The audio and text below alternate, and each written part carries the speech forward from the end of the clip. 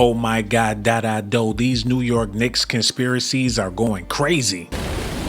Now, this is not a conspiracy, but it appears this Knicks finals run was all a part of the script, because just last year, on the same night the Knicks were eliminated by the Pacers in the Eastern Conference Finals, they surprisingly went out to the club and partied. And while they were partying, they had a sign brought out to their table that said Finals 2026. Now, at the time, everyone found this entire thing extremely odd. It's one thing to have confidence, but why would you be out celebrating after you lost? Well, that's because they apparently knew about the simulation that was about to guarantee their future. And by the way, if you like elite sports content like this, make sure you're following, because back in 2022 in the Eastern Conference Finals, the Celtics would beat the Heat. And the following year in the Eastern Conference Finals, the Heat would return the favor and beat the Celtics. Now stay with me here, because this is where it gets crazy. Then in 2024, the Celtics would beat Indiana in the Conference Finals. And then last year in 2025, Indiana would beat the Knicks in the Conference Final. And why am I telling you this, you ask? Because for the last 5 years, the team that lost in the Eastern Conference Finals the year before would end up winning the Eastern Conference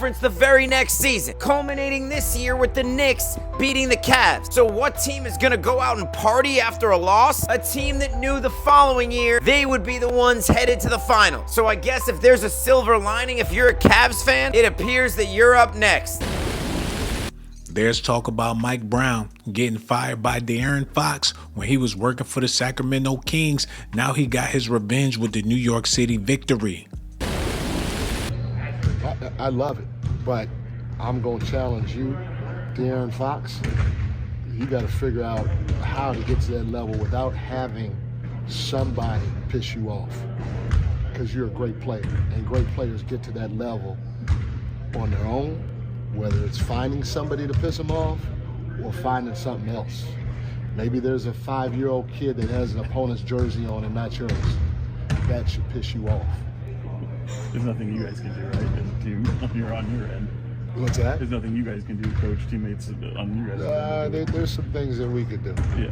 And we're going to continue to try to do it. Okay. But as a great player, you got to take that upon yourself more than worry about other things. Now, if other things come along, great. Yeah. But you got to figure that out. DeAaron Fox should have never got Mike Brown fired, because now Mike Brown got a payback with a championship. To the meeting, and the coaches said, "You hear about Mike Brown?" I said, "Why? What happened?" They said he got fired. And at first, I was really shocked and surprised. Then I caught myself. So why am I shocked and surprised? For two reasons. One, because as an NBA head coach, ultimately you're going to get the blame. When they win, it's going to go to Sabonis and Fox. When you lose, it's going to go to Mike Brown. That's the way it works. And two, who he works for. So I'm not surprised that Mike Brown got fired, because I got fired by the same person. And what really pissed me off about it was the fact that they lost last night, 5th game in a row, I believe. Tough loss, fouling a jump shooter. They had practice this morning. He does his post-game media, and he's in his car going to the airport to fly to LA, and they call him on the phone. No class, no balls. That's what I'll say about that.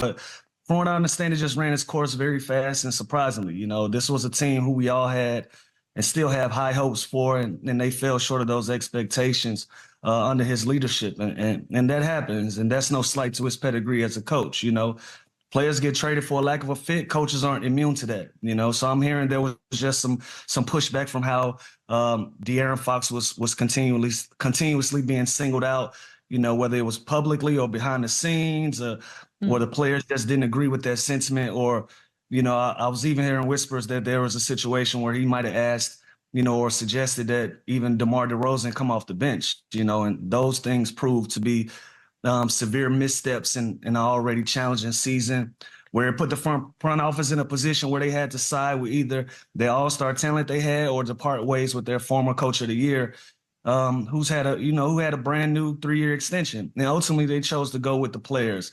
And that made Mike Brown a casualty of that. You know, could they have handled it differently the way that he was fired? You know, that's not my call to make. A lot of coaches and a lot of different people are coming out in support of how it was handled. But this was just a classic example of, you know, a coach losing the locker room and not being on the same page with his players.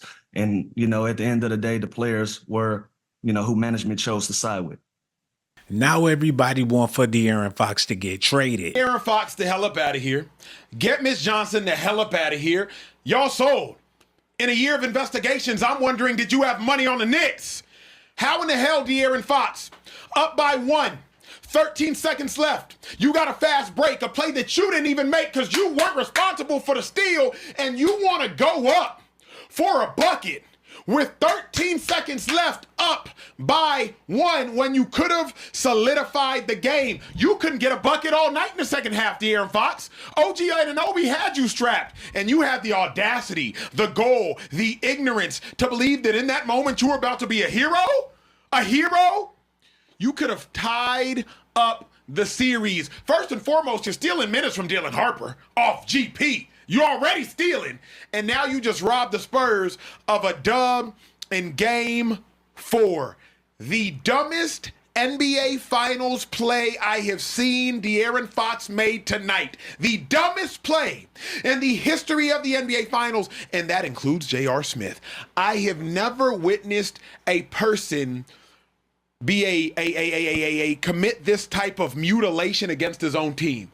Like, this was bodily harm to the San Antonio Spurs dreams. Like, I've never seen somebody, you know, Midas, everything he touched turns to gold. DeAaron Fox, everything he touches turns to crap. Everything. And in the game on the line, we witnessed it. They gonna smoke you. I just thought I'd be able to outrun them.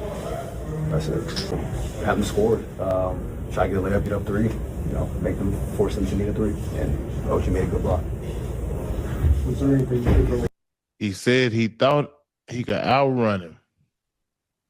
See, in basketball, even if you the damn fastest, the court ain't but so damn big. Thank you.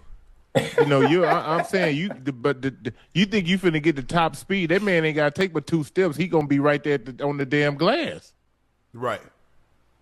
Like, bro, that don't make sense.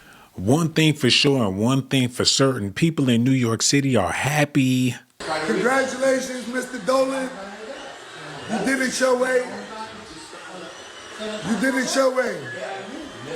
Nobody can say you didn't do it your way, Mr. D. You did it with style. You did it with class. You did it your way. You did it your way. You did it your way. You did it your way, Mr. D. Congratulations. Congratulations to Mike Brown.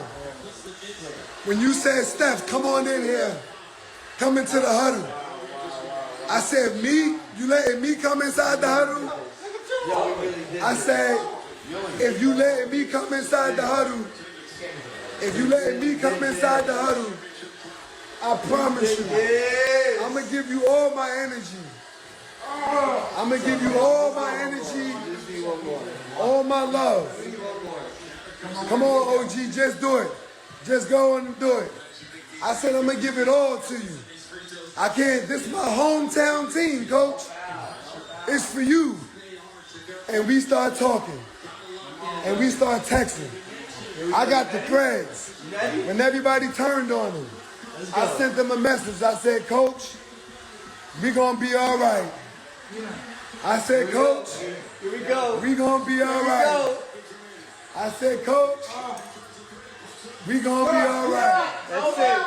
I said, Coach, it's over. We gonna be all right. I said, Coach, we gonna be all right. I said, Coach, let's go. I said, Coach, 50 years. We gonna be all right. 50 years. It's only God. What? Yeah. Let's go. Let's go. Bro, where your cup at? New York. You threw your cup out? New York. Well, we did it, you heard? We did that. We won. For the city, you heard?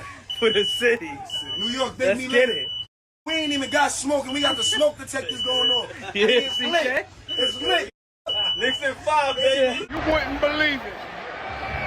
Trust me. Proud Knicks fan. Through good and bad. Good, bad. Through thick and thin.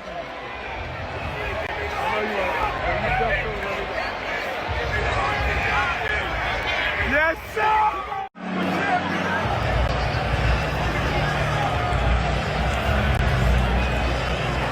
Cut!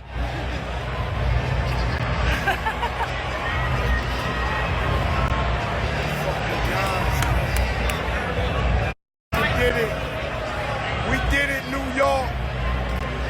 We did it. We did it. 53 years.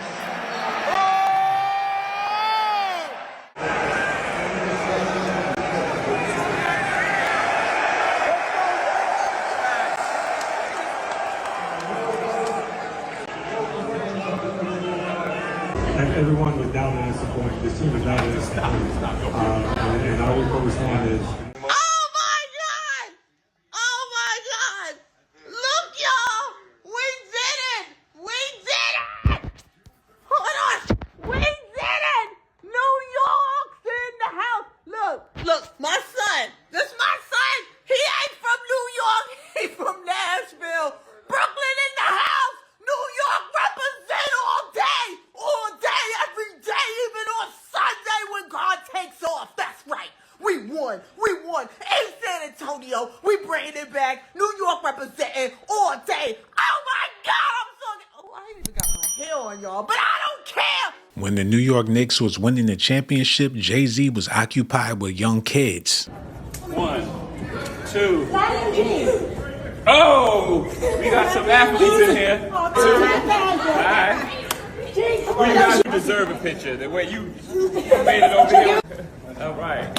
While Jay-Z was occupied with those kids, Mano had a little something going on too. The loud jumping up the pad. Everything I'm on slide. Everything I do is fuck. Got the pins jumping out the bag. Another milestone, look at that. Paper boy, I'm a paper route till I'm 6 down on my back. I'm an old soul like my dad. My old girl still a fan. Yo girl at the live show, so don't act like I ain't the man. I'm kicking my feet up, get frank like Aretha. I'm calm, but I'm teed up, just flip me a stack.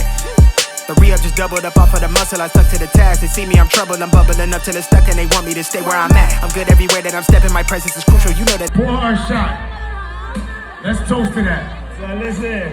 Amen. Let's toast to Maine finding love. Amen. Yeah. You found a little love. Amen. You gonna let this little shit get between us? Found a little bit of love. A little slice of love. Found a little touch. A small bit. That's crazy, man. Oh shit. Oh my God, do I just don't know. Y'all let me know how y'all feel about this in the comment section, yo. And for all you beautiful ladies out there. Risk my life to give you documentations, girl. I risk my life to give you documentations, girl. I risk my life to give you documentations, girl. I risk my